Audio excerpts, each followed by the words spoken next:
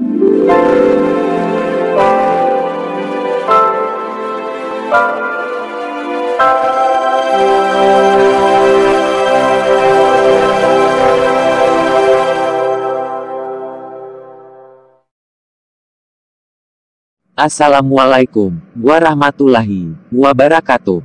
Apa kabar semua? Saya berharap kita semua dalam keadaan sehat walafiat.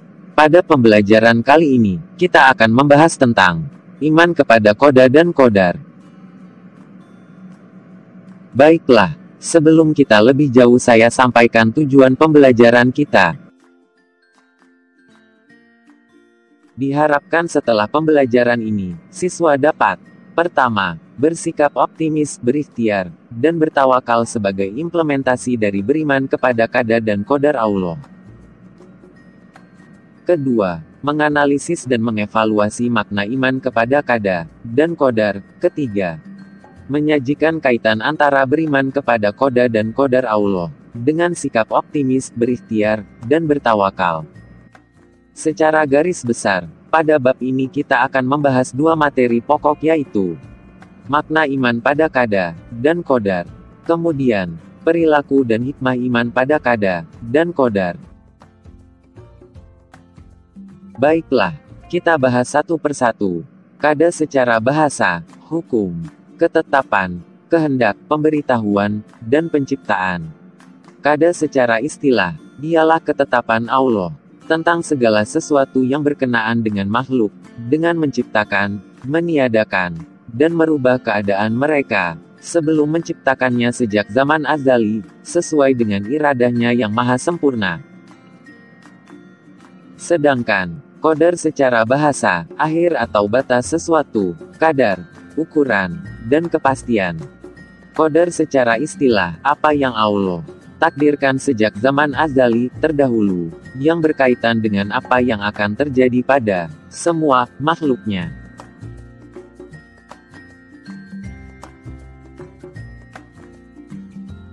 Contoh ketetapan Allah pada qada, seperti terbit dan terbenamnya matahari, rotasi planet, kelahiran, dan kematian serta banyak lagi yang lain.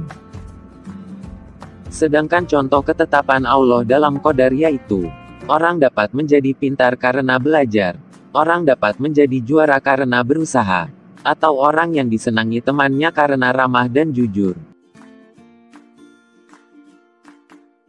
Setiap muslim wajib mengimani qada dan qadar Allah. Iman kepada qada dan qadar meliputi 4 prinsip, sebagai berikut. Pertama, iman kepada ilmu Allah Ta'ala, yang kadim, dan Dia mengetahui perbuatan manusia sebelum mereka melakukannya. Kedua, iman bahwa semua qadar Allah Ta'ala telah tertulis di Lauhin Mahfuz. 3. Iman kepada adanya kehendak Allah Ta'ala, yang berlaku dan kekuasaannya yang bersifat menyeluruh. 4. Iman bahwa Allah Ta'ala adalah zat yang mewujudkan makhluk. Allah Ta'ala adalah sang pencipta dan yang lain adalah makhluk. Allah menjelaskan tentang qada dan qadar melalui firman-firman-Nya. Bismillahirrahmanirrahim.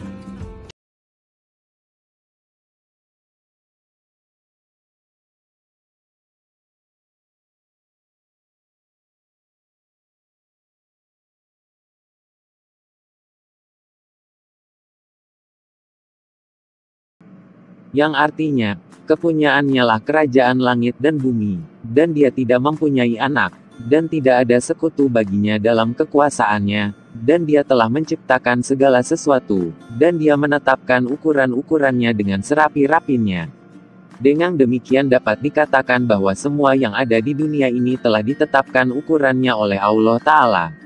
Bahkan dalam melakukan sesuatu, setiap perkara yang menimpa kita pun sudah diukur oleh Allah Ta'ala.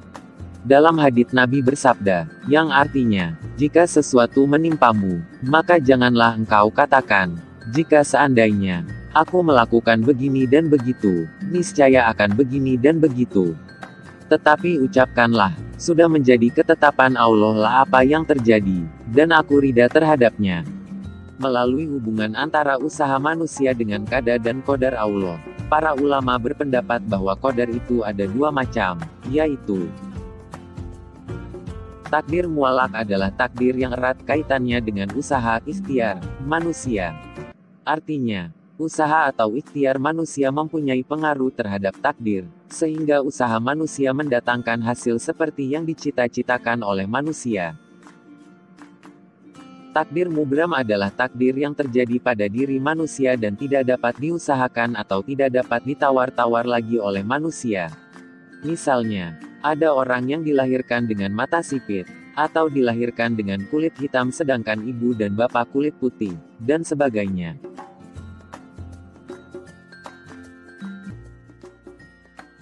Qada dan qadar, atau takdir berjalan menurut hukum sunatullah. Artinya keberhasilan hidup seseorang sangat tergantung sejalan atau tidak dengan sunatullah. Sunatullah adalah hukum-hukum Allah Ta'ala yang disampaikan untuk umat manusia melalui para rasul, yang tercantum di dalam Al-Quran, berjalan tetap dan otomatis. Misalnya malas belajar berakibat bodoh, tidak mau bekerja akan miskin, menyentuh api merasakan panas, menanam benih akan tumbuh, dan lain-lain. Beriman kepada qada dan qadar selalu terkait dengan 4 hal, yang selalu berhubungan dan tidak terpisahkan. Keempat hal itu adalah sikap optimis terhadap takdir terbaik Allah, berikhtiar, berdoa, dan tawakal. Optimis adalah sikap seseorang yang memiliki harapan positif dalam menghadapi segala hal atau persoalan. Seseorang yang optimis akan tetap semangat menghadapi semua permasalahan. Ikhtiar diartikan berusaha karena pada hakikat orang yang berusaha berarti memilih. Adapun menurut istilah, ikhtiar adalah berusaha dengan mengerahkan segala kemampuan yang ada untuk meraih suatu harapan dan keinginan yang dicita-citakan. Ikhtiar juga dapat diartikan sebagai usaha sungguh-sungguh yang dilakukan untuk mendapatkan kebahagiaan, baik di dunia maupun di akhirat. Kemudian, doa adalah ikhtiar batin yang besar pengaruhnya bagi manusia yang meyakininya. Hal ini karena doa merupakan bagian dari motivasi intrinsik. Bagi yang meyakini, doa akan memberikan energi dalam menjalani ikhtiarnya, karena Allah. Selanjutnya, tawakal dapat diberi pengertian berserah diri kepada Allah. Setelah semua proses pekerjaan atau amalan lain sudah dilakukan secara optimal.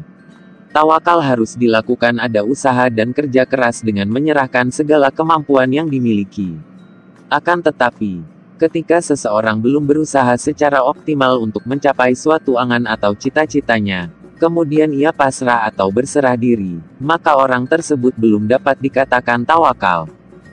Adapun hikmah dan manfaat beriman pada qada dan qadar adalah mempunyai semangat ikhtiar atau berusaha maksimal, mendorong kemajuan dan kemakmuran, menghindari sifat sombong dan putus asa, melatih sifat husnuzan atau prasangka baik, melatih kesabaran dan rasa syukur, terhindar dari sifat ragu dan penakut, bersifat optimis dan giat bekerja, jiwanya tenang.